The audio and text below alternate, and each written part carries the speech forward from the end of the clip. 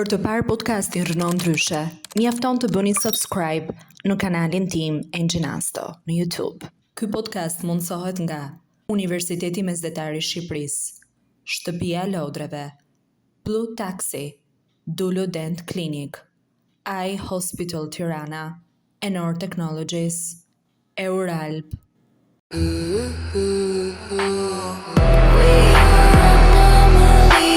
In the system.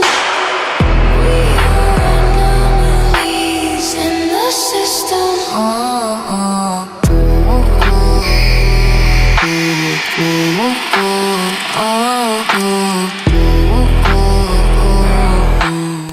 Sepse shumica e nënave sidomos me fëmijë që kanë frymë me spektrin e autizmit janë të divorcuara. Unë jam shumë e lumtur që sot kam Nikon të pavarur.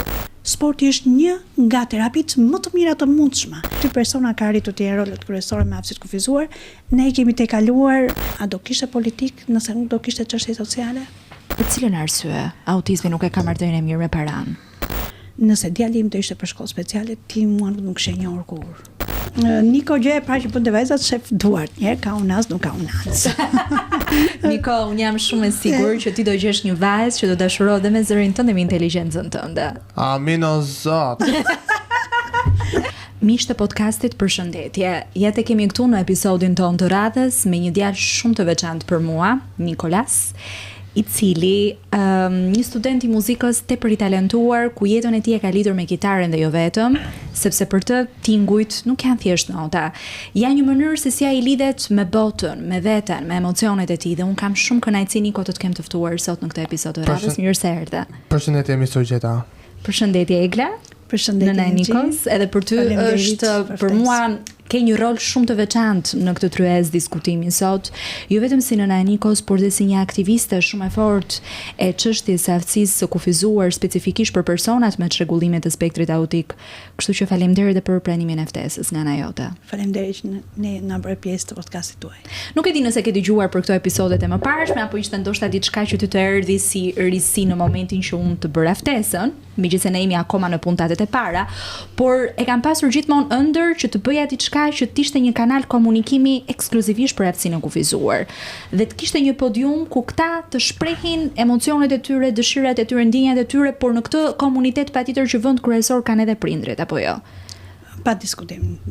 Roli i prindit nuk mund të ndahet nga problematika e fëmijës, sepse janë ata të parët që shohin problematikën që ka fëmia, që ndjejnë diçka, pavarësisht se ata nuk mund të t'i vënë një diagnozë, por që janë ata që kalvarin e gjithë problematikave që kanë me fëmijët e tyre e heqin sidomos në këtë vendin ton, ku gjithë problematikat nuk kanë zgjidhje dhe nuk mungojnë shumë shërbime për të integruar dhe për të shërbyer në progresin e problematikave të fëmijëve. Patjetër, ne do ndalemi në minutat në vazhdim edhe te kjo temë kaq delikate pa diskutim për ta diskutuar, por ideja është që unë do doja shumë ta nisja pak me Nikon për dëshirën dhe për pasionin e tij që ka për kitarën. Po. Niko, kitara ka qenë instrumenti i parë që ke dashuruar fort? Si je në raport? Do të thënë është një instrument që ti e përdor çdo ditë, ka momente kur ti do të shkëputesh prej saj? Atëherë ngjej përshëndetje të gjithëve. Përshëndetje. Atëherë e para është në lidhje me kitaren, është vetëm instrument, por një mënyrë për të folur kur nuk gjej dot fjalët. Më pëlqen që herë pas here ti bie për të qetësuar. Okej. Do doj ta zëvendësoj me ndonjë instrument tjetër, me ndonjë instrument frymor, me ndonjë instrument me goditje, po themi në një bateri, ndonjë violin, ndonjë formë tjetër. Më tepër më pëlqen bateria si instrument. Krijon një adrenalin të bukur, benameje, të papërshkrueshme. Është si të gjej një derë tjetër. Disa emocione nuk dalin dot nga kitara, duan një tjetër formë tingulli. Egla, ti je një figurë publike shumë e njohur në komunitetin e personave me aftësi të kufizuar, kryesisht për çështjen e autizmit. Kjo dhe për faktin në planin personal që ti je nëna e Nikos, por nga ana tjetër edhe për aktivitetet dhe për projekte të shumta që ti ke realizuar ndër vite. Por në thelbin tënd ti mbetesh nëna e një djali autik. Unë dua të di si kanë arritur të bashkëjetojnë këto dy role me njëri tjetrin, roli i aktivistes dhe roli i nënës. Në mentalitet mund të thuhet që është e vështirë, por nëse futesh në karakter dhe futesh në pozicionet në statuset që ke, janë 2 statuset të veçanta që nuk do të ngatrohen me njëra tjetrën. Pra, është statusi personal i familjes dhe është statusi që ti ke që drejton një organizat dhe aty nuk është egla nën, por është egla për të gjitha nënat.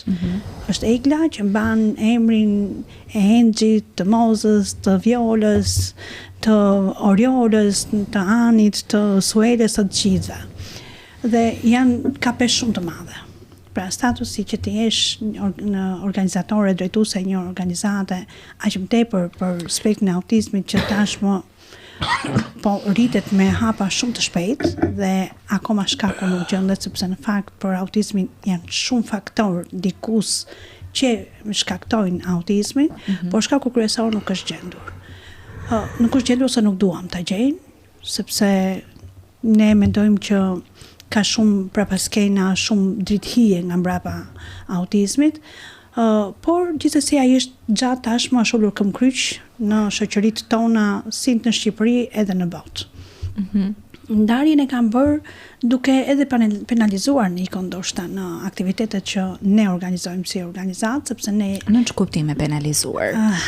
Duke që Niko ka si talent muzikën dhe ne përveç projekteve që janë të edukimit, jemi futur shumë thellë në projektet e sportit edhe të artit. Në sport kemi arritur të ngrem kampionate kombëtare të futbollit dhe kampionate të basketbollit dhe pjesë edhe Special Olympic për atletikën, por në muzikë ne kemi arritur të bëjmë festivalet kombëtare. Si vjet kemi festivalin e dytë kombëtar të këngës, të interpretimit, dhe në shtator ne bëm festivalin e parë tradicional kombëtar. Në të dy këto festivalet, Niko është penalizuar për të qenë konkurrent, duke qenë që është fëmia im, djali im, si drejtuese e kësaj. Ke pasur ndoshta atë frikën e brendshme duke menduar që është djali i organizatores dhe tani kjo po futet e djalin e vet në këtë projekt, kështu që është e mire që domethënë ke pasur si thua shqetësimin se çfarë do mendonin të tjerët përpara faktit shqetësimin si nën për ta angazhuar djalin tënd në një event të tillë. E kam angazhuar, por e kam angazhuar si përshëndetës. Pra duke e bërë të heqë dorë nga konkurenca për të fituar një çmim. Kështu që disa pasaj më kanë thënë pse s'du ta penalizosh, tash ne jetojmë në shoqërinë dhe unë e di se si shoqëria jonë shqiptare, dhe në moment që Niko do merrte çmim do thoshin që e mori sepse është djali i drejtueses. Kështu që nuk do të dëshiroj që as Niko, po as unë të kishim në kuadër të këtyre aktiviteteve kaq të bukura dhe kaq të arira me interpretime nga më të mirat, të kisha të merrja këtë benefitin e keq, negativ nga mbrapa. Do vetëm ato benefitet pozitive në kuadër të gjithë aktivitetit, të gjithë atyre fëmijëve interpretues, të gjithë atyre nënave të cilat kanë një angazhim të jashtëzakonshëm për te gjithë problematikave, janë shumë të lumtura që ato arrin të angazhojnë fëmijët e tyre me artin, me sportin dhe çdo gjë e bërë vullnetarisht. E qartë. Gjithë këtë pasion, unë lexoj në sytë tu një pasion shumë të madh. Dhe vetëm ti sa herë flet për një jetë koncertore që ti bën për personat me autizëm, kemi realizuar këtë, pra ti e shpreh me një emocion shumë të madh. Nëse ti nuk do t'ishe nëna një djali autik, pra nëse ti nuk do vije mbrapa me këtë histori, do ta kishe sërish autizmin si vokacion të tëndin? A do ekzistonte sërish autizmi flet shoqata jote që ti ke themeluar? Autizmi flet, unë mendoj që do ekzistonte, jo ndoshta e ngritur nga egla, do ishte një egla tjetër që realisht do kishte të njëjtin problematikë që kam unë sot që kam djalin tim. Unë do isha me karakterin që unë kam dhe duke bërë një retrospektiv të jetës time që nga fëmijëria ime kur mua më ra problematika e Nikos, aty kuptova që ndoshta mua më ra kjo pjesë sepse Zoti tha që kjo e përballon. Sa unë në fëmijën time nuk kam bullizuar kur, edhe pse në atë kohë ata që kishin probleme quheshin në thonjza, më falni për terminologjinë, budallai, rrugaçi, terma stigmatizuese, unë nuk i kam përdorur kur, përkundazi në kopësht mbajmën kam pasur në grupin tim një djalë të djegur nga kokat e këmbët, dhe kam qenë vetëm që rija në tavolinë me të, ndërkohë që të gjithë fëmijët e kopshtit largoheshin dhe rinin në tavolina me njëri tjetrin, dhe mbaj mend vetëm zyshën që i thoshte babit, se kuptoj është vetëm qëri me këtë fëmijë. Dhe aty nuk e kisha kuptuar më përpara. Me thënë drejtën e kam bërë këtë retrospektiv vetëm kur më ra problematika e Nikos, dhe mendoj që po do isha aty, por do isha në drejt hije. Nuk do t'ilja për të marrë një flamur që unë po ndihmoj kauzën, do isha gjithmonë brapa kuintave. Ndoshta edhe tani do dëshiroja shumë të isha kështu në hije dhe thjesht të bëja. Por kauza që të ekspozon në dritat e projektorëve, të ekspozon për arsye të drejtimit, për arsye që të gjitha takimeve, të gjitha nismave që ne marrim, sepse duke qenë që një zë duhet të jetë për ta thënë atë nisëm, dhe prandaj ndoshta kam dalë. Unë nuk do dëshiroja kur që të isha dhe të dilja, sidomos për të bërë një emër në emër të këtyre kauzave. Sepse janë aq sociale, janë aq të dhimbshme, janë aq të brendshme, sa ndoshta askush nuk do dëshironte që të dilte. Unë kam sjetur të dalë me Nikon ta nxjerr vetëm për të dhënë mesazhin, për të dhënë mesazhe që nëse ne bëhemi të gjithë bashkë, nëse ne punojmë, ja falim dashurinë ashtu siç duhet, nëse ne i mësojmë ta fëmijë me rregulla, ata integrohen. Dhe kjo ka qenë mënyra që unë pse kam nxjerr Nikon. Dikush tjetër ndoshta nuk do ta nxirrte Nikon me integrimin që ka. Unë kam sjetur ta bëj vetëm për të dhënë mesazhin, jo për të nxjerrë që Niko është fëmia im. Egla, Autizmi Flet është një shoqatë që ti e ke themeluar në cilin vit? Në 2017.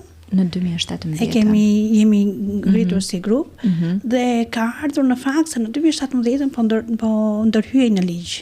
Dhe deri në 2017 aspekti autizëm nuk ishte i reflektuar në asnjë pikë apo presje të gjithë ligjit të aftësisë kufizuar. Mungon te kuadri ligjor totalisht. Në total. Ka qenë një shoqatë e themeluar në një bashkëveprim midis teje dhe bashkëshortit tuaj për shoqatën Autizmi Flet, apo ka qenë një lëvizje jotje personale si nëna e Nikos? Jo, ka qenë personale. Nuk e futa bashkëshortin në atë kohë në këtë gjë, sepse me thënë të drejtën bashkëshorti ishte fokusuar në pjesën për të punuar që të mbante familje dhe nuk ishte prezent në të gjithë në të tërën e vetë të ligjeve të gjërave që kishin lidhje me spektrin. Ka qenë i pranishëm në familje nga momenti që dilte nga puna në orën 4:30 ishte në shtëpi dhe nuk dilte më, dhe ka qenë i bashkëshorti që merresh me darkën, me psonjat, me të gjitha pazari, domethënë. Por jo, nuk e ngatrova, unë dhe gocën nuk e kam ngatruar me këtë. Pra ka qenë e ke marrë vetë përsi për gjithçka nga fillimi deri në fund, me sa po kuptoj. Kam marrë dhe i kam kontaktuar vetëm 2 prindër, të cilët unë i kam takuar në një trajnim shumë rastësor 2 vite para se të ndërtonim, të ngrinim organizatën. Mora ata prindin telefon dhe i thash, shikon, tani po ndrohet ligji, po ndërhyet në ligj. Dhe ne duhet të mbledhim disa prindër për të drejtuar nuk u nisa me idenë për të ngritur shoqatë. Unë nisa me idenë për të ngritur një grup njerëzish, për të bërë bashkë prindrish dhe për të trokitur në dyert e institucione dhe për të thënë që ne jemi këtu, jemi të dukshëm xha. Nuk kemi ata të padukshëm, kemi qytetarë të këtij vendi dhe ne kemi të drejta. Dhe atëherë lindi nevoja për të krijuar klubin e prindërve, sepse ti praktikisht ke klubin e prindërve të fëmijëve me autizëm. Ishin ato që na drejtuan dhe na thanë, shikon, ju jeni shumë që jeni mbledhur bashkë, keni ardhur me një kërkesë në emër të një grupi prindësh, por duhet të njiheni si organizatë. Sepse në momentin që nuk jeni si organizatë, sa do të vini dhe trokisni, nuk ju dëgjon njeri. Domethënë, ishin shumë të qarta institucionet në këtë pikë. Kjo është dhe për të qartë dhe për të qeshur, sepse ty të vjen prindi në derën e institucionit që ka në supe gjithë përvojën e tij të dhimbshme për fëmijën me autizëm. Dhe duhet patjetër të formalizohesh. Grupi, pra të mos shikohen si individ më vete që ka një problem të përbashkët, por duhet të jenë një trup i vetëm i formalizuar që ky problemi të njihet dhe të fillojë që të ketë një veprim. Tona funksionon pikërisht kështu. Funksiononte, nuk e di tani, por në atë kohë funksiononte dhe unë realisht është e dhimbshme të formalizohet deri në këtë pikë. Patjetër që është e dhimbshme. Dhe mos merret përsipër dhimbja që përjeton prindi si individ. Tani që jemi të formalizuar, nuk e them më është e dhimbshme, sepse po kuptoj realisht që nëse tani që jemi organizat, dëgjojmë më shumë. Kur ishim thjesht një grupim prindërish, thjesht na prisnin, na dëgjonin, por në momentin që mbyllej ajo dera, ç'a ishte biseduar brenda asaj dhome haroi. Ndërsa tani të formalizuar, kur duan, se kjo është me varet se me dëshirë. Ti kemi gjërat hapur kujtesa pas shkurtër institucionale që është e prezente. Janë gjëra sepse janë më zyrtare, sepse ti e ke mundësi të dërgosh një email zyrtar, të dërgosh një kërkesë zyrtare, të dërgosh pikat që duhet të vendosen dhe të reflektohen në ligj në mënyrë zyrtare dhe ata janë të detyruar të kthejnë një përgjigje në mënyrë zyrtare. Dhe ti pastaj me atë përgjigje nëse është brenda rregullave e merr të mirëqenë dhe vazhdon tek pika tjetër, nëse këto ka një përgjigje negative, ti pastaj ke të drejtën të vazhdosh diku më tutje. Pra, nëse ke një diskriminim brenda gjës tënde, ti shkon te komisioneri për mbrojtje nga diskriminimi për ta ndjekur këtë gjë dhe për të këshilluar institucionet ligjvënëse që këtu është gabim dhe duhet bërë në këtë forum. Ke pasur një rast konkret që ti do doje ta ndaje edhe me opinionin publik për pjesën e komisionerit për mbrojtjen e të drejtave, një rast konkret ku ti ke pasur një shqetësim direkt tekniko.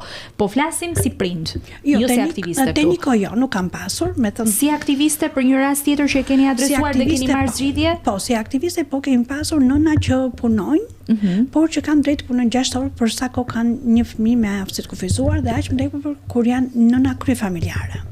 Sepse shumica e nënave, sidomos me fëmijë që kanë fëmijë me spektrin e autizmit, janë të divorcuara.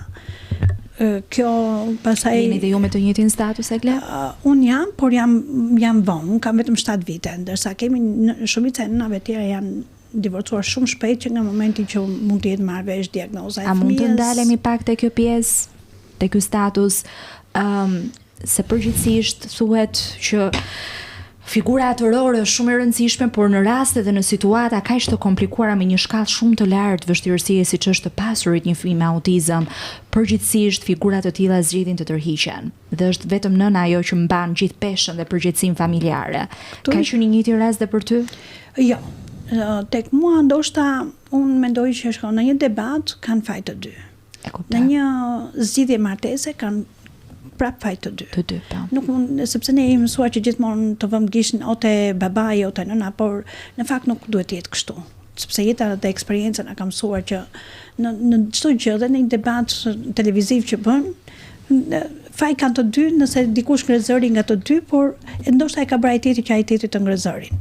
Kështu që mendoj që edhe unë mund të kem pas ato të mia sepse u fokusova shumë tek Niko, tek rritja e fëmijës, te progresi i Nikos dhe ndoshta harrova që kisha dhe një baba që kishte nevojë ndoshta për gjërat biologjike, detyrat e shtëpisë kur I themi në gjuhën mjekësore.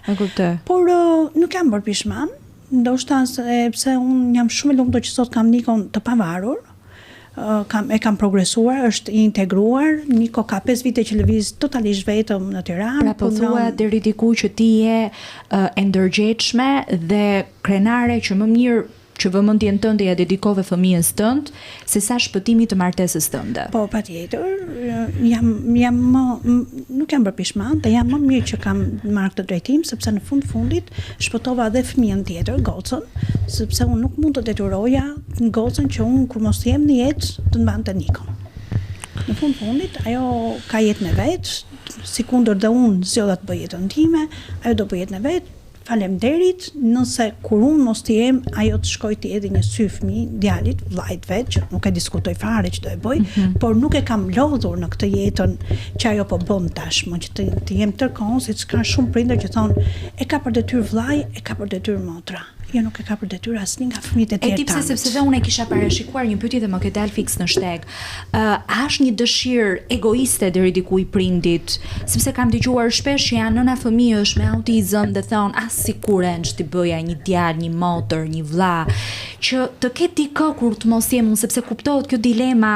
Nëse unë nuk do të ekzistoj nesër, kush do të jetë ai që do t'i shërbej fëmijën tim me autizëm, po ky paracaktimi një roli prindëror tek fëmia tjetër. Është një dëshirë egoiste deri diku e prindit, sepse ti cënon pa dashur të drejtën themelore që tjetri të bëjë një jetë të pavarur, pra ti po sjell në jetë dikë me pretekstin për të qenë një shërbëtor në thonjza I fëmijës tjetër. Është normale kjo gjë? Faktikisht, nënat që kanë fëmijë me autizëm, në momentin që kanë marrë vesh diagnozën e fëmijës, kryesisht edhe nuk kanë bërë. Mua më ka ardhur diagnoza e Nikos dhe kisha rënë shtatzan pa e ditur.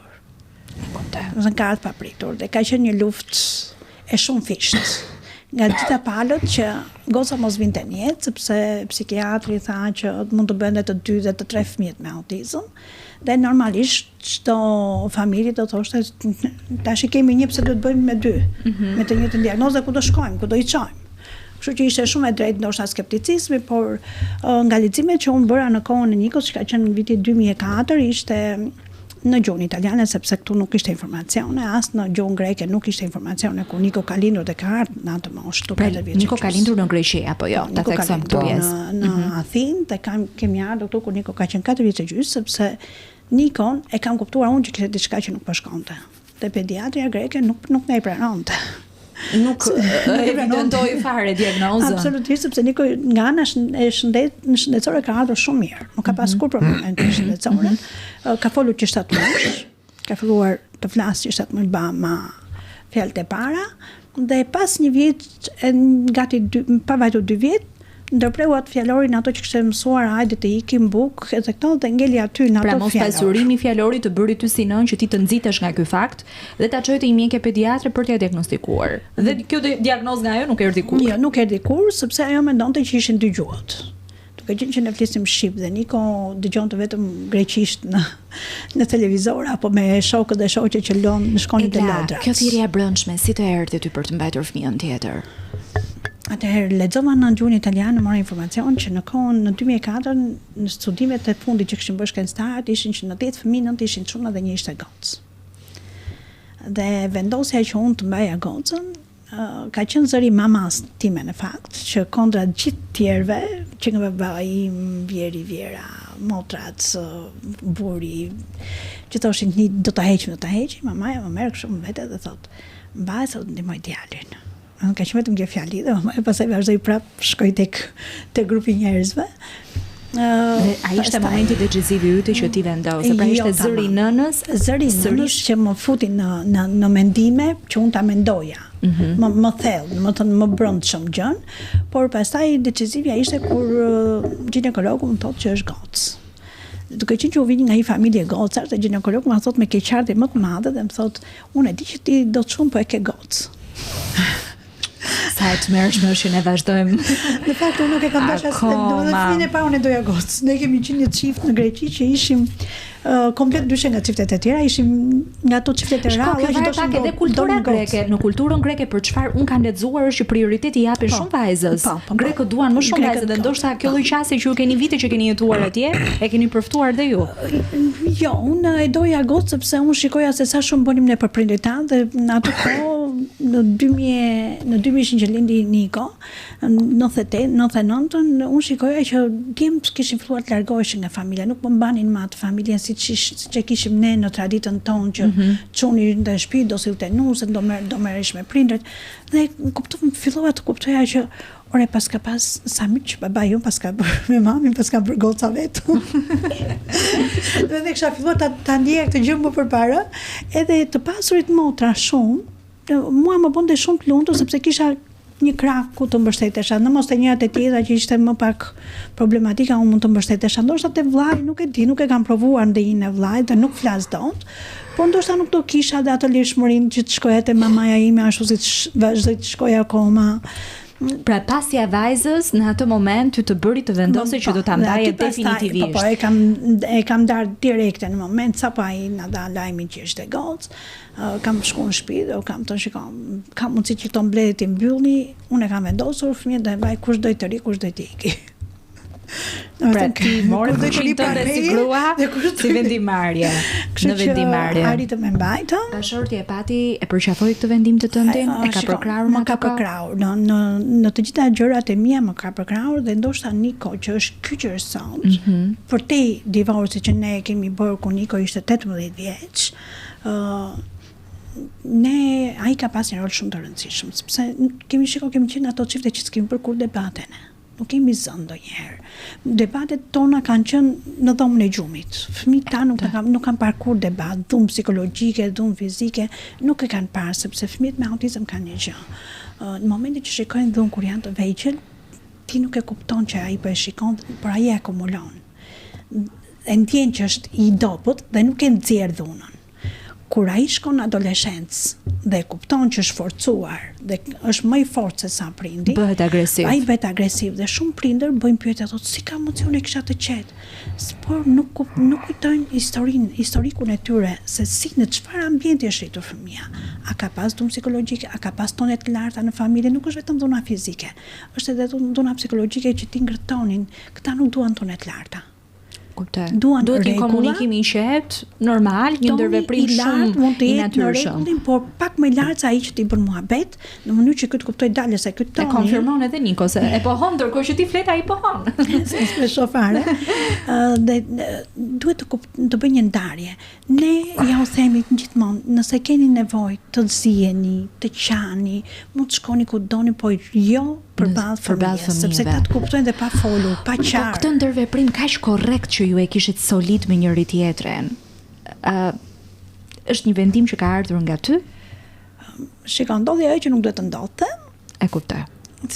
që mos ta them me shumë se kuptohet, çfarë është ajo që nuk falet, të paktën nga ana ime, nuk e di se ndoshta ka gra që e pranojnë dhe e falin një herë, dy herë, por nga ana ime ishte një gjë që e kishim negociuar që ditën e dasmës, që është vetëm gjë që nuk do të negociojmë Që nuk falet dhe nuk dhe nuk negociohet. kam ta falur. Kështu që unë dhe kur e kam bërë, prindët e mi e kanë marrë vesh kur unë kisha çuar dokumentat në gjykat.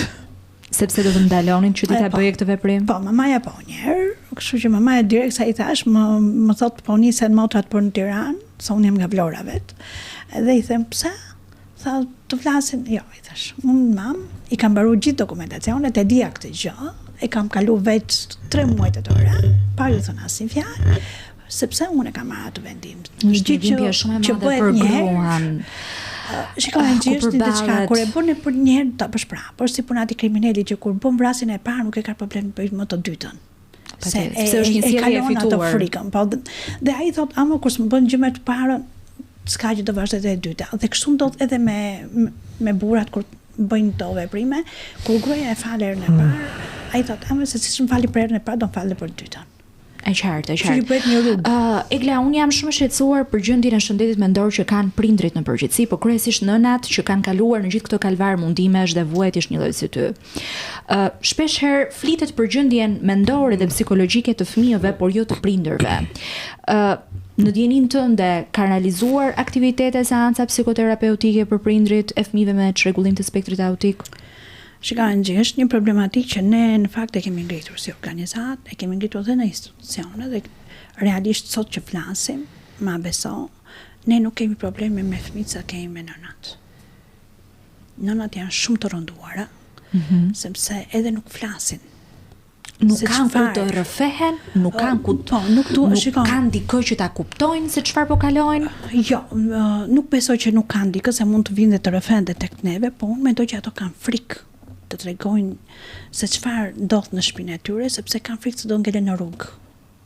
Dhe ato që kanë që janë me bashortët. Dhe ato ose ato që rinë me prindrit që i kanë marrë prindrit sepse janë ndarë nga bashortët dhe nuk kanë ku të shkojnë. Dhe ato kanë aq shumë problematika përveç fëmijës, kanë problematikën e fisit, të familjes, që kur shkojnë atje të hapin gojën, mos të hapin gojën nëse hap gojën. Pra dhe jemi akoma në situatën ku autizmi është turp, Autizmi është turp, të thuhet dhe të pranohet publikisht. Fajin e kanona, ti s'ke ditur ta trajtosh, ti nuk e ditur të bësh ato që duhet për fëmijën. Domethënë, unë nuk e di, janë kaq shumë problematika dhe ne themi gjithmonë kur qendrat fillojnë të trajtojnë fëmijën, nuk mund të trajtosh fëmijën, duhet të trajtosh gjithë familjen. Se nëse ti ke trajtuar vetëm familjen, nuk e bëra asgjë për autizëm. A ka nisma të tilla për këtë gjë? Nuk kemi parë ndonjë rezultat, sepse që të bëhen duhet ketë rezultate.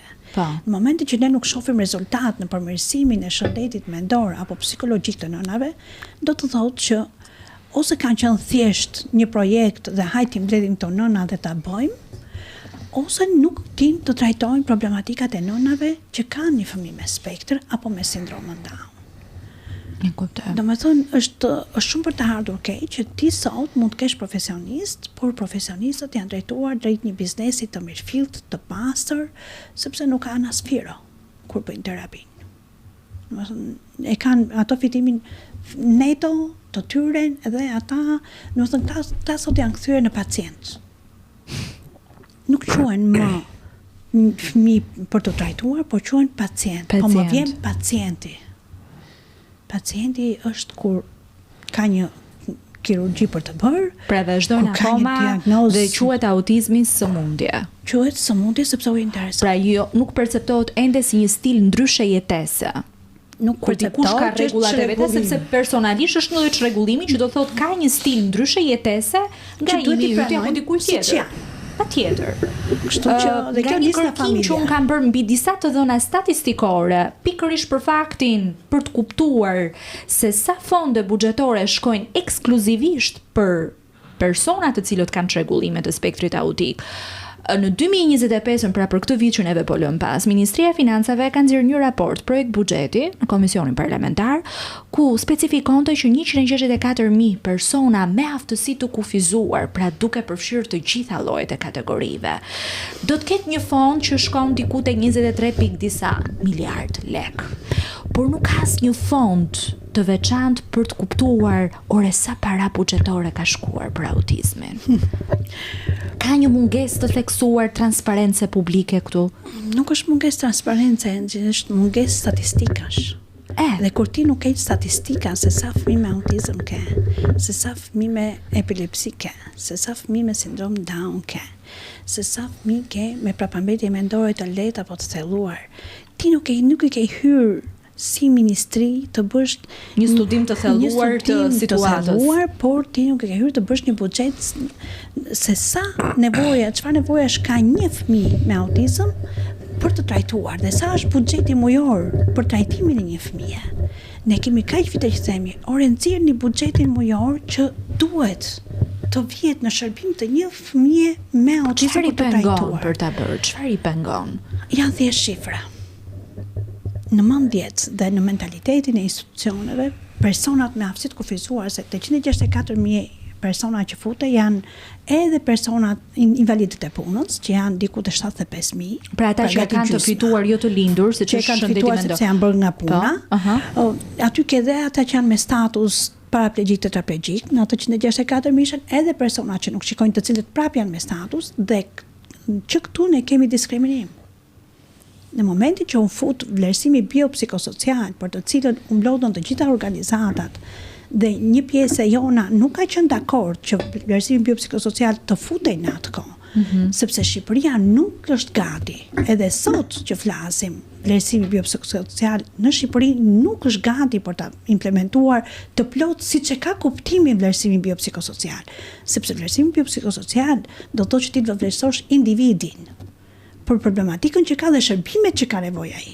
Ne nuk kemi shërbime, ne nuk kemi infrastrukturë, ne nuk kemi burime njerëzore për ta implementuar të plot vlerësimin biopsikosocial. Pra ti nuk ke kushtet për t'i ofruar këtij individi, pra ti mund ta vlerësosh dhe mund ta identifikosh si një person me aftësi të kufizuar, por kjo është vetëm një halk i gjithë këtij zinxhiri, sepse ti nuk i ke ofruar gjithë komoditetin që do duhet ta kesh. Pra ti nuk e ngrit infrastrukturën. Dhe në momentin që ti nuk e ngrit infrastrukturën, si mund të sjellësh një vlerësim biopsikosocial ku të mungojnë të gjitha. Por ne jemi një shoqëri që nëse na ngri një parti, ne ngrihemi. Ndërsa vetë nuk ngrihemi për drejtat tona. A zhvilluar ndonjëherë protestë me aftësi të kufizuar? Shikoj, ne kemi krijuar rrjetin e organizatave të personave me aftësi të kufizuar. Dhe e bëjmë rotacion që çdo vit ndryshojnë organizatat.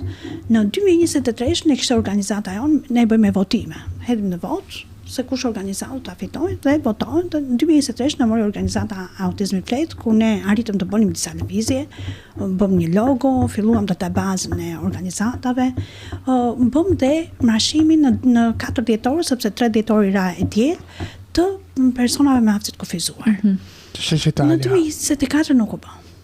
Për cilën arsye? Nuk e di, sepse ishte organizata tjetër dhe ne nuk e dim pse nuk u organizuar. Ka lëvizje rotative, pra dikush e bën rotative dikush. E kuptoj. Këtë vit e ka marrë Suela Lala që ka fondacionin Së Bashku, shpresojmë që ta bëjmë. Në 3 dhjetor, sepse është dita ndërkombëtare e personave me aftësi të kufizuar. Dhe është një ditë në të cilën ne duhet patjetër të paktën në këtë ditë duhet të jemi bashkë. E kuptoj. Dhe duhet të bëhemi të dukshëm së bashku, se veç ne mund të jemi të dukshëm. Por të që së bashku është një thirrje më e fortë. Vinë më fuqishëm dhe institucionet të kuptojnë që dalë se këta janë bërë bashkë.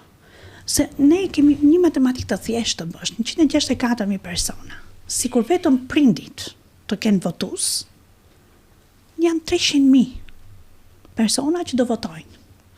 Po 300.000 persona me sistemin që ka politika, ke shumë deputet.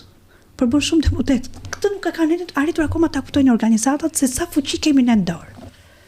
Tani kjo mungesë fuqie. Se ti e di shumë mirë se ku do dalë. Ti e përballur besoj me praktika abuziviste dhe nga organizatat, ke dëgjuar se çfarë ka ndodhur rreth e qark? Shika, unë kam dëgjuar dhe po vazhdoj të dëgjoj, jo nga organizatat që merren pikërisht që kanë në përbërjen e vetavs në kufizuar. E di ku është abuzimi, unë mendoj është që të gjykata. Te aprovimi i që në momentin kur ato regjistrohen. Që në momentin që regjistrohen, ku gjykata nuk ka një kriter dhe thotë në përbërje duhet patjetër të ketë persona me aftësi të kufizuar ose familjar. Kur unë kam mbaruar psikologjin dhe thjesht e kam bërë në teori dhe nuk kam lidhje fare me terrenin. Po. Dhe unë po ngroj një organizat për aftësinë e kufizuar, do bëhet ajo psikologja zërin, ama di vërtet problematikën? Se është si puna e fëmijës, po nuk qau fëmija në nasje për të pirë. E konfirmoj dhe nuk ka. Jo, ishte përgjigje. e kupton dhe unë mendoj që gjykata duhet fillojnë të bëjnë një filtr. Unë nuk mund të bëj shoqat për mjedisin. Pavarësisht se unë mund të jap mendimin tim për mjedis sepse ndikon tek ta. Por nuk jam specialiste për atë gjë. Më kupton? Pra, duhet të kenë një filtr për çdo lloj shoqate që ngrihet dhe kjo vjen te gjykata. Dhe fillon që në themel gjoj problematika, nuk fillon problematika te organizata. Pastaj organizatat kanë abuzuar, patjetër kanë abuzuar, sepse kanë bërë kompromise me institucione, kanë bërë kompromise me ata që bëjnë thirrje, që japin grandet. Por faktikisht kanë marrë fondi dhe nuk kanë bërë asnjë aktivitet, patjetër apo kanë qenë aktivitete ditore pas një lloj impakti te kjo kategori. Që ne u ngritëm dhe krijuam të organizatën dhe në 2018 e ligjëruam në gjykat. Ne rastësisht bëm një takim me një person që punonte te banka botërore e Shqipërisë. E di si na tha, janë dhënë miliona dhe miliona euro për autizmin. Këto janë informacione që dhe unë i di dhe them ku kanë shkuar. Nuk ishte bërë, ne nuk kishim para asgjë. Dhe sot kemi abuzime dhe në ngritjen e qendrave. Ne nuk kemi një qendër të mirëfillt me standarde. Bëje një studim dhe atëherë hajde dhe më thuaj Egla e kishte gabim se filan qendër është me standarde. Nuk ka asnjë qendër me standarde. Ti nuk mund të ngrish qendra poshtë pallatit. Me shkatën e parë të pallateve të bësh qendër si bashki. Ja. Ti nuk mund të bësh një qendër dhe mos kesh ambiente sportive, po thjesht të ngrish një godinë për të mbajtur të rriturit që është bërë qendra e laprakës dhe ti nuk ke këndë sportive të jashtme. Si menaxhon ti personin me aftësi të kufizuar kur ai axhetohet? Sporti është një nga terapitë më të mira të mundshme, jo vetëm për personat me aftësi të kufizuar, është edhe për ne. Për gjithë njerëzit. Është mënyra se si ti shkarkon gjithë energjitë tua negative. Ajo qendër nuk ka. Është thjesht një kuti shkrepse, se vetëm kutia e shkrepsës është e mbyllur dhe nuk ka as balkone. Dhe ashtu është për dhe ajo qendër. Dhe ti trajton të rriturit aty, si mund t'i mbash ti aty të mbyllur? Ti bën aktivitete vërtet, po ku i bën? Sportin se ke, artin se ke, kush e bën artin? Psikologja do bëj artin, jo. Në fakt, për te gjithë këtyre regla, unë do të ciltoja në fakt edhe pjesën e aspektit teknologjikë, marrëdhënien që duhet kenë këta individë me pjesën e teknologjisë. Ne kemi njohur modele të ndryshme në mbar botën, inxhinierë të cilët kanë krijuar, kanë themeluar kompani. Future Horizons është një nga inxhinierët në Shtetet e Bashkuara i cili ka themeluar këtë kompani dhe ka punësuar dhe 200 persona me aftësi të kufizuar me autizëm dhe vetë është një inxhinier autik. Niko, ty të pëlqen teknologjia? Me që jemi në këtë pjesë, në këtë temë? Po, patjetër. E përdor në përditshmëri telefonin, celularin, për çfarë e përdor? Përdor me tablet. Teknologjia më pëlqen. Kam një marrëdhënie të qetë me të. Shpenzoj një pjesë të ditës vetë duke dëgjuar shumë këngë në gjuhë të tjera, si italisht, anglisht apo greqisht. Mendoj do më pëlqente më tepër muzika për të punuar. Tani, ka trajnime të personave me aftësi të kufizuar se si ne ti nxisim rekreacionin e tyre? Atëherë ne kemi bërë sepse ne kemi krijuar një marrëdhënie shumë të mirë me APAS Albanian, e cila në fakt se Anila Busho ka prej 5 vitesh. E përshëndesim Anilën, se e njoh dhe personalisht. Prej 5 vitesh që është bashkangjitur organizatës sonë dhe është një nga bizneswoman e vetmja që na ka ndihmuar dhe nuk është shkëputur nga organizata jonë, ka bërë trajnime dhe vazhdon të bëj këto trajnime falas për fëmijët dhe për të rinjt me aftësi të kufizuar kryesisht me spektër dhe jo vetëm, por ka arritur edhe me familjarët e tyre, me vëllezërit, me motrat, dhe ne sot kemi një të punësuar që pasi ka bërë APAS, është i punësuar prej 2 vite e gjysmë, Tarkan Bashllari, i cili ka mbaruar dhe masterin për shkencat politike, dhe është shumë i integruar, por i bëri punë. Teknologjia i bëri punë, është i punësuar dhe punon me kompani të huaja. Në çfarë profili? Bën hyrjet e daljet e bizneseve të kompanive të huaja nëpërmjet kompjuterit. Kështu që patjetër që ka rolin e vet, por është një rol që duhet mbajtur edhe me oraret e veta. Do të thonë duhet i kontrolluar sidomos për autizmi, sepse mund të çojë dhe te AI pa e kuptuar fare. Si ai i riu në Gjermani që hyri në banka, theu kodet e bankave. Dhe pastaj u kuptua dhe u mor vesh ishte me autizëm se vajtën ta merrin të arrestonin. Këto inteligjencë, unë i adoroj për pjesën e inteligjencës që kanë. Shiko, bota nuk do ishte, po mos të ishin njerëzit me autizëm. Se nëse sot kemi drita, i kemi pikërisht nga personi që ka certifikuar. Ka një del shumë të veçantë këta njerëz. Unë kur i njoh nga afër, kete dëshirë dhe kënaqësi dhe njerëz si Niko ku ti flet dhe diskuton, se mund të japi një ide të cilën ti deri dje nuk e kishe menduar. Po fatkeqësia është në Shqipërinë tonë që këtyre personave nuk u jepet mundësia, nuk i mbështeten në atë që kanë. Nuk punohen ato talentin që ata kanë. Kanë talente. Nuk punohen. Çfarë talente kryesisht kanë fëmijët me autizëm? Kryesisht kanë pikturën. Po, sepse është mënyra që se si shprehin botën e tyre përmes. Piktura është një gjë që edhe ai që nuk flet, edhe gjithë botën e vet, mënyrën se si e ka ai kokën e vet brenda dhe ti e kupton se mund të kuptosh edhe ndjenjat, se si është ai si ndjen në ato momente përmes ngjyrave që përdor. Veklat muzikore janë një nga terapitë më të mira të mundshme ku ata shprehen dhe ata qetësohen me muzikën, se muzika është realisht një nga terapitë qetësuese. Pa diskutim. Kënga është më e rrallë e spektri që arrin të këndojnë që të jenë talent në këngë, por që janë talente, aktrimi. Ne kemi bërë teatr me 29 persona me aftësi të kufizuar dhe 4 persona në rolet kryesore. Dhe sipas studimeve në botë vetëm me 2 persona ka arritur të jenë rolet kryesore me aftësi të kufizuar. Ne kemi tejkaluar, jemi për të futur në librin Guinness, po në këtë vendin tonë gjërat e mirë që bën bien në heshtje. Po është kjo media që ka marrë çik më shumë fokusin temat e tjera. Kjo aleanca LGBTI për shembull, që del dhe flet për të drejtat e tyre të punësimit, ku ne nga ana tjetër kemi persona me aftësi të kufizuar që kanë probleme me punësimin. Shiko, ata të LGBT-s nuk është se vetëm kërkojnë punësimin edhe këto, ata të kërkojnë të imponohen. Ne kemi dhe se kemi zgjedhur që fëmijët tanë të kenë një aftësi të kufizuar, dhe ne nuk i imponohemi as komunitetit ku jetojmë, nuk i imponohemi as familjarëve fisit ku ne bëjmë pjesë, as shtetit nuk i imponohemi, i kërkojmë vetëm të drejtat. Brenda gjithë në ç'u kuptim ata të imponojnë pjesën e seksualitetit të tyre që e kanë ndryshe. Ti pranosh dhe të bëjnë dhe viktimën, që ju nuk vini te ne. Po ne nuk vim te ju, po ju ku keni ata ne për të qenë pjesë. Në aftësi të kufizuar dhe për të thënë që dalë se ne do bëjmë edhe këtë kauzën e këtyre se dhe këta nuk e kanë zgjedhur. A është një problem dhe i medias në gjithë këtë zhvendosit vëmendjes që ka marrë aleanca? LGBT-ja nuk është vetëm te media. Sepse ti po thua që ne kemi bërë koncerte, kemi bërë teatro me 4 role kryesore, jemi për tyrë në libër Guinness, po a ka marrë kaq shumë vëmendje mediatike? Jo. Po për cilën arsye? Sepse kur ti komunikon me mediat, përgjigja është shiko se ne po merrem me aktualitetin. Dhe aktualiteti është politik. Dhe aktualiteti është politika dhe unë një X media dhe X gazetari tash unë vetëm një fjali dua të them. A do kishte politik nëse nuk do kishte çështje sociale? Edhe përgjigja ishte? Dhe përgjigja ishte heshtje. Se ndoshta nuk e priste pyetje. Egla ti mua më kënaq me pjesën e mënyrës tënde ekspresive që her pas here i nxjerrë origjinën tënde të Vlorës në përgjigje të forta dhe goditëse.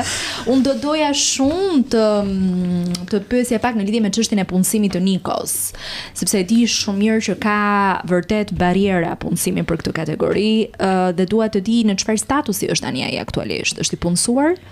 Atëherë, shikoj. Niko ka 3 vite që është tek Metropoli, hyri si personi i parë me aftësi të kufizuar tek Metropoli, por sot, duke qenë që janë marrë 4-5 persona të tjerë, dhe punësimi Nikos aty është vetëm 4-5 ditë në muaj. Për të cilin Niko është mërzitur shumë. 4-5 ditë në muaj, pra Niko ti nuk je me kohë të plot, i punësuar ose me kohë të pjesshëm të paktën një 4 orarsh në ditë angazhimi. Jo, dhe Niko është në kërkim. 1 orë 30 minuta për punë. Je mërzitur për këtë gjë? Ja. Jo, nuk je mërzitur domethënë. Navi po të shikon në këtë moment. Sepse në shtëpi më thotë më gjej një punë tjetër. Do punë tjetër apo do të rish vetëm aty? Do ri vetëm te Metropoli. Se është shëtit tani. Okej. Shëtit. Nëse në shtëpi më thotë shikoj më gjej një punë tjetër që të marr më shumë lekë dhe të bëj pushimet e mia me lekët e mia se janë lekët e mia. Do t'i vi koha e duhur. Mendoj që është një start i mirë ky lloj angazhimi apo është një angazhim që i vret kohën e lirë sepse vetëm 4-5 orë në muaj është e pamjaftueshme për të. Shikoj, është totalisht e pamjaftueshme dhe e lë inaktive, e bën pasiv, ndërkohë që këta duan angazhim të përditshëm. Se këta kanë një gjë kur e mësoj rutinën, kanë vështirë të dalin nga rutina. Me thënë kur Niko ri 3 muajt e beharit, pushim total, sepse Metropoli nuk punon në behar, për arsye edhe të vetë ambientit që është i pa restauruar dhe s'ka aspirimin e duhur, nuk e di. Dhe kur fillon që ato të sjellin pasaj ditët kur Niko të flet, Niko është kështu. Prap aty do shkoj unë, kot fare. Nuk më gjete një punë tjetër. Ke kërkuar në vende të tjera Egla për Nikon dhe t'i janë mbyllur dyert? Shikon, Niko ka bërë edhe trajnim për punësim. Kemi kërkuar, po kemi vetë, nuk do të them emra, se po fillova pse duhet të them shumë emra të tjera.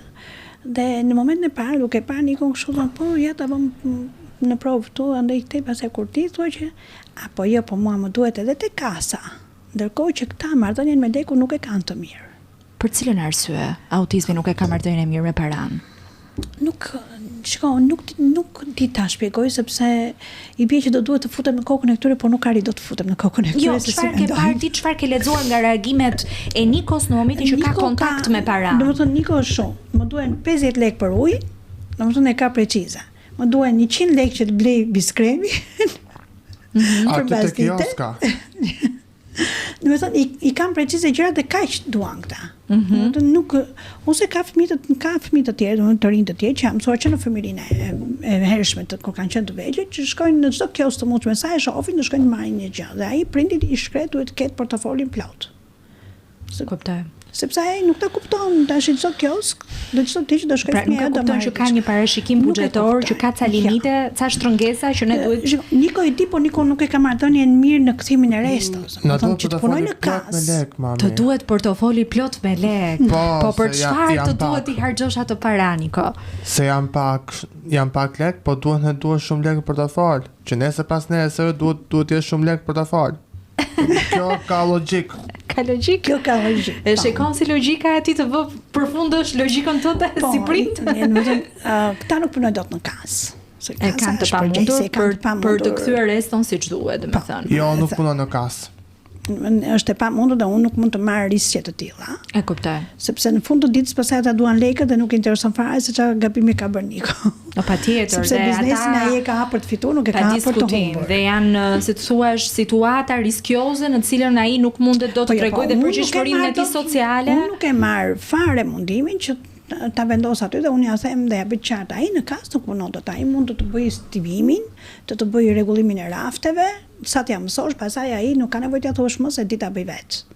Mund të stilosi robat. Ka kompani sot që janë të punësuar disa persona me aftësi të kufizuar, autizëm, Waikiki, no Jumbo, Zara, persona autik flasim. Po, vetëm për autizëm po flasim.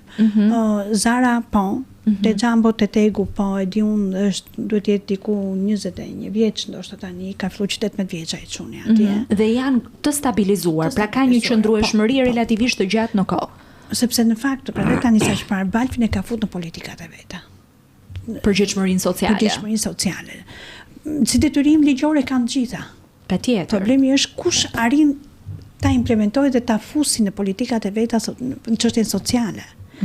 Sa do ta përkrajë ai, sa do ta mbështjellë në politikat e veta. E qartë. Kupton? Kështu kjo është pastaj është varet në ndërgjegjen e çdo biznesmeni që ka një kompani apo ka një korporat, sepse Balfin është korporat. Kështu që varet, domethënë megjithatë kanë lëvizur gjërat. Nuk janë siç ishin në 2017. Pra ka, le të themi, ka një lloj ndërgjegjësimi. Ka ca lëvizje pozitive më shumë në krahasim me vitet kaluara, por unë do doja që të ndalemi pak edhe tek pjesa se neve gjithë fokusin dhe vëmendjen e kemi pikërisht tek persona me aftësi të kufizuar, por i lëm pa përmendur ndoshta edhe motrat e vëllezërit e tyre. Përgjithsisht prindrit më thon, Engji, un kam një dilemë shumë të madhe brenda vetes time nëse kam bërë mjaftueshëm për fëmijën tim me autizëm. Dhe jo vetëm, mund të jetë me sindroma të tjera. Por nuk arrin të shtrojë një pyetje, a kam bërë mjaftueshëm për fëmijën tjetër? Ka një trajtim të diferencuar prindëror që nuk është një tendencë nga ana e prindit, por vjen si pasojë e rrethanave në cilën ndodhet. Mund të flasim pak për vajzën tënde? Patjetër. Që deri më sot edhe në daljet e tua publike ke folur vetëm për Nikon. Mendoj që kjo është një hapësirë që duhet ja dedikojmë dhe saj. Sepse ajo nuk ka dashur në fakt. Që dalit e vetmja gjë që më ka bërë është që më ka çuar te dila shqiptare. Që ka bërë surprizë çoj Nikon dhe pastaj më thirrën dhe mua bashkë me Nikon. Shikoj, unë me gocën time kam patjetër që i hym në hak fëmijëve të tjerë, sepse më shumë kohë do kaloj me këta. Për të integruar dhe për të bërë më të mirë e mundshme që ata mos ta kenë mbar nesër. Por unë me gocën kam bërë që në kopësht që kanë filluar të krijoj pavarësi gradualisht të vogla në mënyrë që ajo të ecte dhe të bëhej zonja e vetes. Dhe pastaj në klasë të parë kam bërë ato që në momentin kur goca kishte një debat si fëmijë brenda klasës, vinte dhe thoshte o zura me këtë zura, ku zure në klasë, nuk kam punë. Më shikonte çik kështu, mërzitej, ça mami e ti, të gjitha shoqet vinë sjellin prindrit, ti më thua ke se unë i thosha ke profesori në klasë, unë jam jashtë ekurave të shkollës. Por isha e detyruar ta bëja. Në mënyrë që ajo të ishte e fortë për veten, që unë të kisha mundësi të merresha me Nikon, por mos ja lëm mbar nesër gocës. Dhe në qoftë se gjithë kjo luftë që unë kam bërë 18 vite pa punuar vetë dhe për kushtim total të dyve pa Pra ti nuk e punuar fare? 18 vite deri në 2017 unë nuk kam punuar fare. Ti nuk e punuar fare? Absolutisht. Pra jeta jote ka qenë brenda 4 mureve vetëm e dedikuar për Nikon? Jo, nuk kam qenë brenda 4 mureve. Jo, kam zvendosur Nikos në kuptimin që ke punuar fort në terapitë që duhet të bëjë çdo prind në shtëpi, sepse normalisht të punon shtator, nëntor, dhjetor diku tjetër, është një jetë që është për te mureve. Pra jeta jote ka qenë e kufizuar vetëm ka qenë e fokusuar totalisht te të dy fëmijët, pa punuar, pa diskutim sepse nuk do arria dot kur. Terapitë e Nikos unë ja kam bërë vetë. Nuk vetëm Niko është ndoshta nga të vetmit ose një ndër të vetmit, se mund të jenë me gishta, që nuk ka bërë terapi në asnjë qendër. Dhe ka këtë rezultat sot. Po, janë të gjithë puna e Nikos është bërë nga unë, dhe pastaj pa diskutim, bashkëpunimi me zyshën e klasës parë deri në klasë të 5, që ka qenë realisht në një nga mësueset më të mira dhe që sot Nikos unë them sa do të bëj unë jam prindi dhe do ta bëja, po atë që ka bërë ajo është ajo çka Niko është sot që është fryti punës tënde. Jetën me të gjitha ngjyrat siç e shijojmë neve. Ishte shumë e vështirë të pranonin Nikon në shkollë, sepse Niko është fëmia i parë me autizëm që ka vajtur në shkollat publike. Se më përpara nuk i pranonin, dhe unë kam luftuar fort për ta futur dhe kam futur gati 9 vjeç Nikon në klasë parë. Në klasë të parë ka qenë 9 vjeç. Do të thënë Niko është futur në 2 nëntor sepse është pranuar dhe me 2 muaj vonesë, edhe atë vit. Dhe Niko në janar bën 9 vjeç pastaj. Por unë e bëra këtë zgjedhje kur Niko ishte gati dhe unë isha gati që mos të dështoni me arsimin. Çfarë do të thotë kjo? Që Niko kishte mësuar të shkruante, të lexonte, të shkruante gjithë numrat, të mblidhte 1+1. Më thon kur unë dhe Niko ishim gati që mos të dështonim, Niko ka shkuar në klasë të parë. Një luftë shumë e madhe, sepse nuk të linin as të takojë drejtoreshën e ZVA-s për të bërë regjistrimin. dhe kam takuar duke e pritur 4 orë në Ministrinë e Arsimit pasi ka dalë nga mbledhja për të regjistruar Nikon të nesër. Si të priti? Drejtoresha më ka pritur shumë mirë realisht. Ka qenë Ariana, të më fali për mbiemrin, me bën nuk e mbaj mend, dhe kisha fletorët e Nikos me vete. Vetëm i them asaj te informacioni i ministrisë, të lutem vetëm ma trego kush është se nuk e njoh. Unë kam 2 muaj që shkoj tek zëvaja për të takuar dhe nuk po e shoh dhe nuk më lën ta takoj jo po s'është. Pra di vetëm emrin, por nuk e lidhje me figurën. Nuk e di fare figurën. Dhe në momentin që ajo më thotë, "Ti iku." Dhe unë shkoj dhe i them, "Më fal, mundem, zonja Ariana, kush je?" I them kështu. Nesër në orën 10 të pres te zëvaja.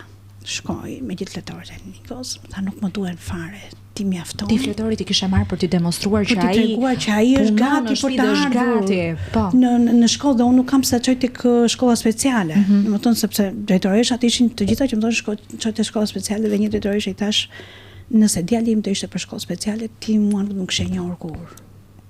Dhe këtë fytyrën time se kishe parë asnjëherë, sepse unë jam nga ta prindër që di ta vlerësoj dhe di të kuptoj nëse fëmia im është akademik apo nuk është akademik. Kështu që ti më pe sot sepse fëmia im është gati për të ardhur këtu. Egla, pa dashur pa kuptuar, ti prapë u zhvendose tek Niko, dhe unë dua ti thash diçka vajzës tënde përmes kamerës. Kjo ishte. Sepse dua prapë të demonstruar Kastila. Goca sot më ka kuptuar pse unë jam përkushtuar më shumë Nikos dhe pse I krijova mundësitë. Nuk të ka bërë me thaj asnjëherë në këtë pjesë. Më ka bërë më përpara derisa ka shkuar te Arditi që e kishte kuptuar që unë nuk e kisha bërë se doja të bëja më shumë për Nikon, por faktikisht kisha punuar më shumë me Nikon për të lënë atë të qetë. Pra është një punë ndoshta e padukshme në sytë e fëmijëve të tjerë, të motrave të vëllezërve, por që rezultati do t'ja ndjej me kalimin e kohës. Rezultati është për të dy. Ky domethënë njëri pavarësinë, tjetra të vazhdojë të bëjë jetën ashtu si kundër ka të drejtë ta bëjë çdo qytetar që ka ardhur në jetë.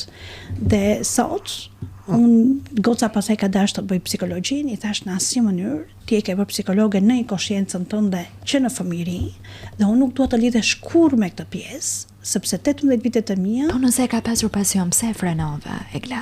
Shikoj janë shumë të lodhur motrat e vëllezërit.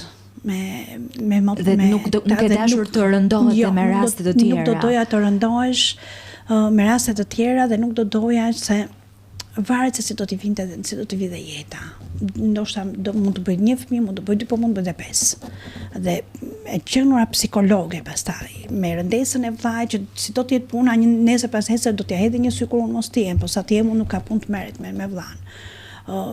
Rëndesa familjare, pra janë shumë gjëra, sepse psikologjia në vetvete është një profesion shumë I rënduar që vetë psikologët duhet të shkojnë te psikologët e tjerë për të shkarkuar. Kolegët e tyre për të shkarkuar. Te kolegët nuk shkon dot sepse duhet ta njoh, po te një psikolog tjetër për të shkarkuar dhe vet. Nuk e di sa e kanë konceptuar në Shqipëri psikologët tanë. Po psikologët tanë ka një problem shumë të madh Oti Egla, sepse ti shkon tek psikologu dhe ai të gjen burimin e problemit, por nuk të jep zgjidhjen e problemit.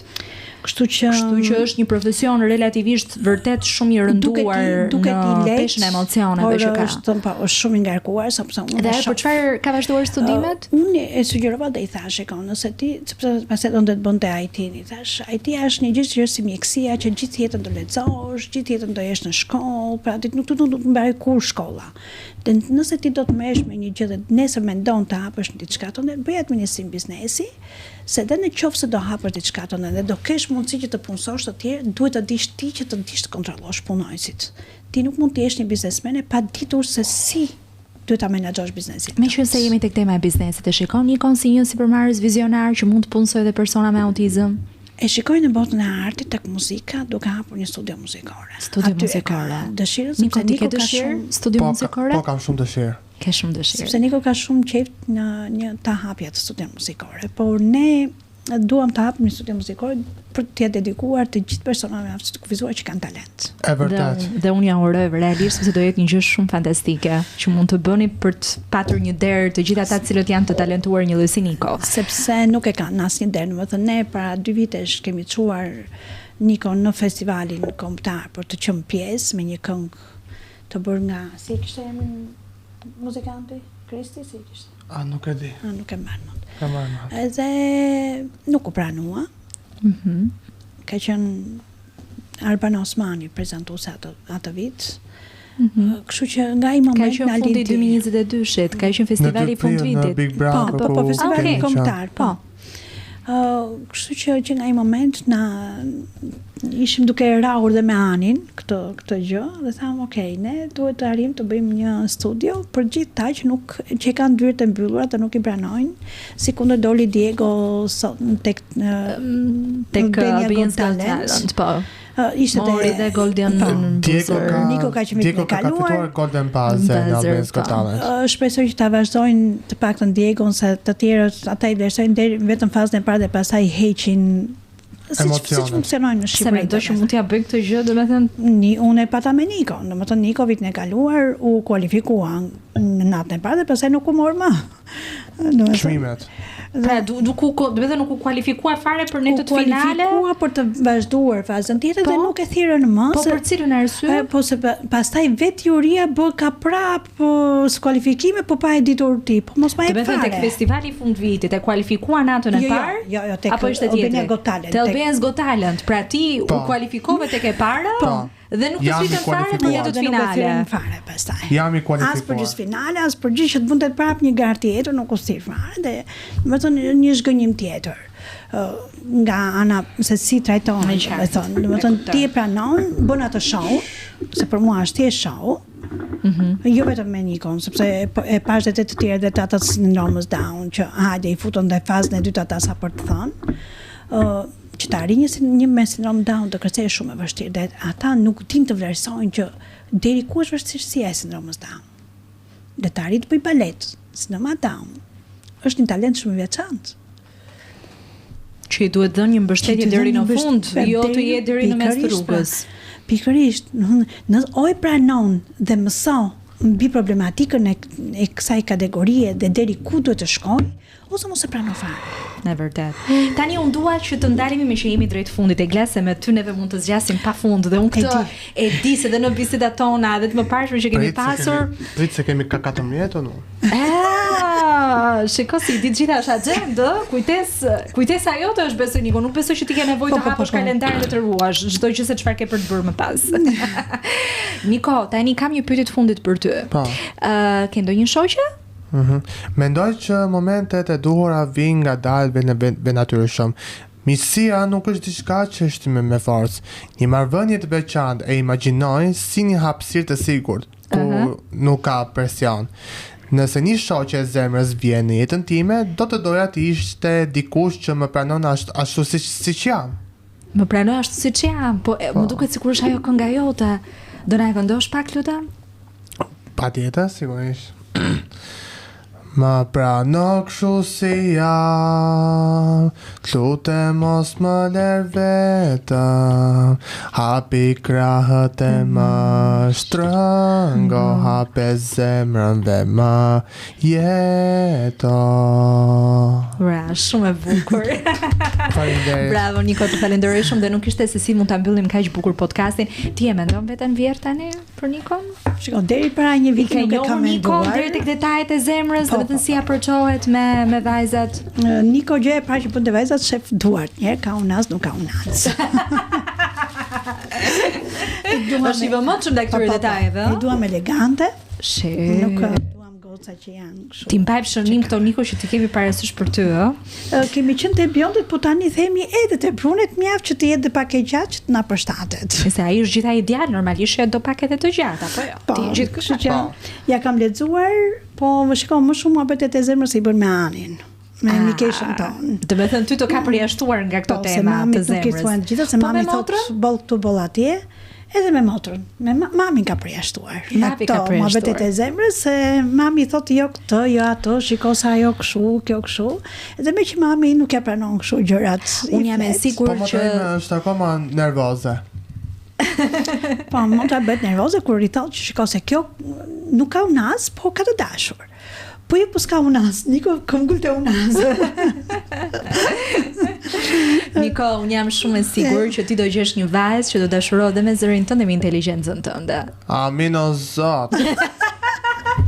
Ajo që të thosha unë, Enxhi, është që ne kemi bërë shumë aktivitete Po. Ne koncertet me festivalet dhe tani kemi në 28 dhjetor festivalin e dytë Teatri Kombëtar të Operës dhe Baletit. e kemi Për të gjithë marrë- audiencën, për gjithë publikun, ta themi E edhe këtë kemi gjë. marrë datën 28 dhjetor sepse duhet të gjenim edhe ditën kur ishte e lirë E përshtatshme salla. dhe e mundur, po. Ne kemi bërë koncert aty dhe kemi provuar veten që e mbushim sallën. Kështu që prandaj e kemi kërkuar dhe këtë vit dhe për të qenë edhe më e aksesueshme dhe në qendër që të ketë më shumë prurje dhe duke qenë dhe festat e fundvitit dhe sheshi është i mbushur sepse do besoj Pra do është vijë atmosfera shtëpisat. që e favorizon më Atmosfera shumë. që do ta favorizoj dhe ajo që do të thosha për gjithë të rinjt me spektër dhe jo vetëm, terapia e artit dhe terapia e sportit u ka bërë një ndryshim total. Në 7 vite që ne jemi me ta, ata ishin shumë asocial, nuk mezi të flisnin. Sot janë që sa mbaron një festival apo një kompeticion sportiv, të nesër direktor kur do fillojnë provat prap, Pra e presin me aktiviteti do padurim kemi. angazhimin. Sepse duan të jenë tërkohën aktiv, gjë që nganjëherë më vjen keq te të rinjt sot nuk e shoh.